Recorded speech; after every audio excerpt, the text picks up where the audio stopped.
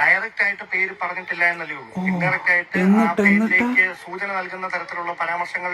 എന്താണ് ഈ സൂചന? സൂചനയൊക്കെ വളരെ ഞാൻ പറയാം. ഇപ്പോൾ താങ്കൾക്കെതിരെ സമാനമായ ഒരു ആക്ഷേപം ഇരുന്നു, അല്ലെങ്കിൽ താങ്കൾ ഇങ്ങനെ പരാതി കൊടുക്കുന്നു. അപ്പോൾ താങ്കളുടെ പേര് പറയുന്നതിന് പകരം രാഹുൽ ഈശ്വറിന്റെ ഭാര്യ എന്ന് പറഞ്ഞു കഴിഞ്ഞാലും അത് താങ്കളിൽ തന്നെ എത്തി നിൽക്കും. അങ്ങനെ പറഞ്ഞോ?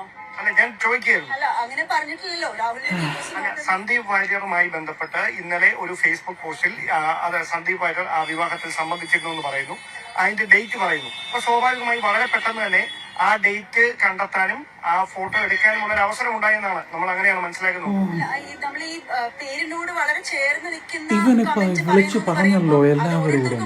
എത്ര ചേർന്ന് നിൽക്കുന്നില്ല എന്നുള്ള ഓരോരുത്തരുടെ സബ്ജക്റ്റീവ് ആയിട്ടുള്ള കാര്യമാണ്. അപ്പൊ അതിനൊരു ക്ലിയർ ആയിട്ട് ഒരു സ്ട്രക്ചർ ഒന്നും ഇല്ലല്ലോ. ഇങ്ങനെ പറഞ്ഞാൽ ആൾക്കാർക്ക് മനസ്സിലാവും, ഇങ്ങനെ പറഞ്ഞാൽ മനസ്സിലാവില്ല. അറിയാത്തവരെയും കൂടെ ഇപ്പൊ ഈവൻ തന്നെ അറിയിച്ചിട്ടുണ്ടല്ലോ. ഇതിനൊരു ക്ലിയർ സ്ട്രക്ചർ ഒന്നും ഇല്ലല്ലോ. പേരും ഐഡന്റിറ്റിയോ പറഞ്ഞോ വെളിപ്പെടുത്തിയോ എന്നുള്ളതാണ് ഇവിടുത്തെ